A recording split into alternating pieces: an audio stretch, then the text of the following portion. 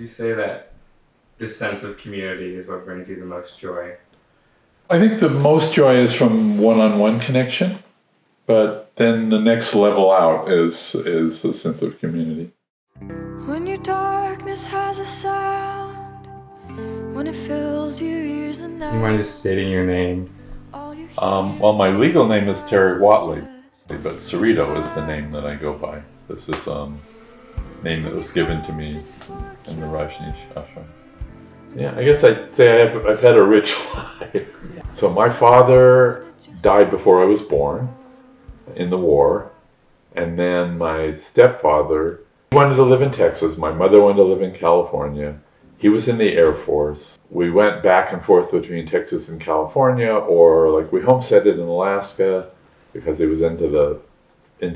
I had two younger brothers. I don't remember much about specifics. So I had a brother, Sam, who was 18 months younger.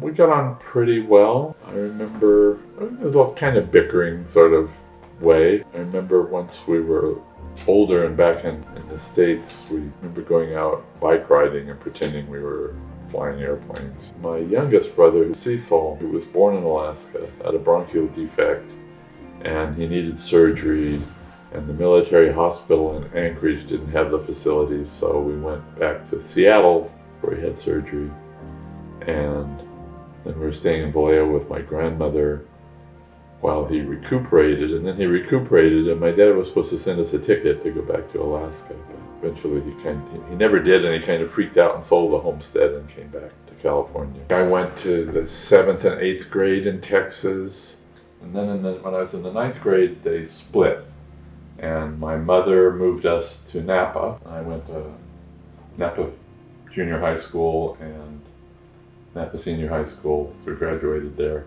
Before that, we basically moved every year. It was the first time I actually had a chance of living in the same place long enough to make friends. And I ended up friends with a group of science geek guys. In the 9th grade, when I showed up, I signed up for shop classes, and then I got called in a couple weeks into the semester and they said, no, you should be college draft, you need to take this general science. So I showed up in a general science class a week before an exam, and I got a B on it, and the teacher used me as an example of why this wasn't hard stuff. So the science guys were like, oh, he's one of us. And 3 of those guys, 2 of them, me and I was the 3rd one, we moved to Cal Poly in San Luis Obispo to study electronic engineering in 1964. So there was a woman that I knew from high school, in my high school class, that eventually we became lovers. We were lovers off and on for 18 years. She was a belly dance teacher. She introduced me to the Neo-Pagans. I spent some time there. She introduced me to the Rajneeshis. In Berkeley, there was a community. I was really impressed by the way people were with each other, the loving way they related to each other, so I got involved with that. At some point I decided to become a disciple, and so there was a little ceremony. Somebody gave me a piece of paper with my name on it, and I started wearing a mala. This is like a bead necklace with a picture of my mom. And I went to the commune for just the summer from Berkeley. I had to pay $200 for health insurance and a tent, and I stayed for 4 years. And it was an amazing time in my life. Everybody had breakfast together in the cafeteria, and mid-morning there would be a tea break where there would be a crew that would bring, wherever you were working, there would be a tea station that you would go to near where you were working, where all the crews that were in that area would get together. And there was bread and peanut butter and tea and coffee and fruit.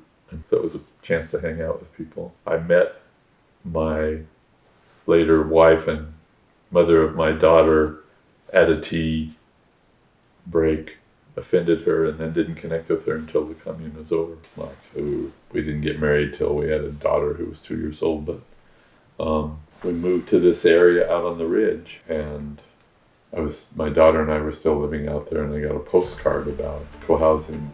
Along the way, my wife and I had been to a conference where we saw a thing about co-housing, and we recognized it as how my friends and I, so there were a bunch of us who had done some group therapy work together, really had grown connected with each other. We would get together on Sunday and have a potluck and talk about our lives. And whenever we talked about how we wanted to live near each other but not in each other's houses, and have like a space for parties and stuff that we shared. And I recognized this thing about co-housing as being like what we had talked about.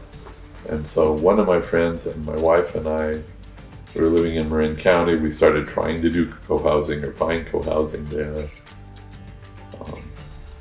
We're not successful. Found this guy who had a project to build a house to be shared by 4 families. We got involved with that, and that fell through. But in the process, we hired the co-housing architects to do a drawing for us, and then we fired them. But that put me in their database. So when they started doing this project, they sent a postcard.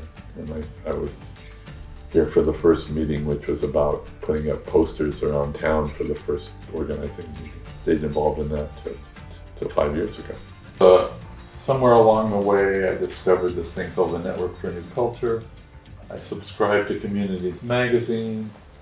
They had a full-page ad on the back page for the Network for New Culture summer camp, which I applied to and went to in 2015. I loved it. I got involved in organizing the camps.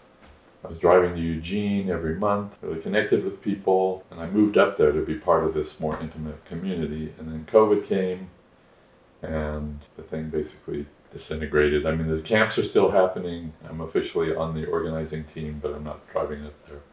But because the community kind of disbanded, I was interested in moving back here. You know, I love working with people, and I think it's the best way to get to know people, actually. Maybe I've told this to you already, but... I guess just what brings you joy?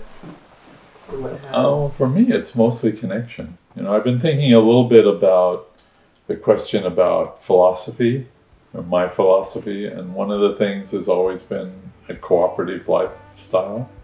I'm involved in organizing these camps, you know, in Oregon, which are also a cooperative venture. No one person can do it. I'm a member of the credit union, I'm a member of the co-op. I helped create this community. These are not things that a lot of people do.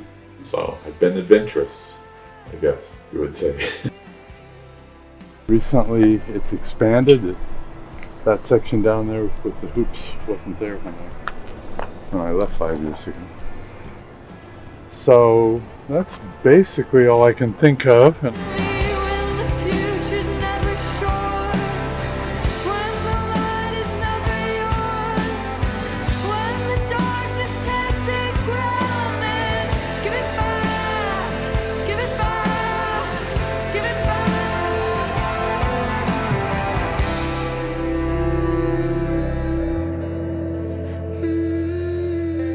Just a general piece of advice for everyone.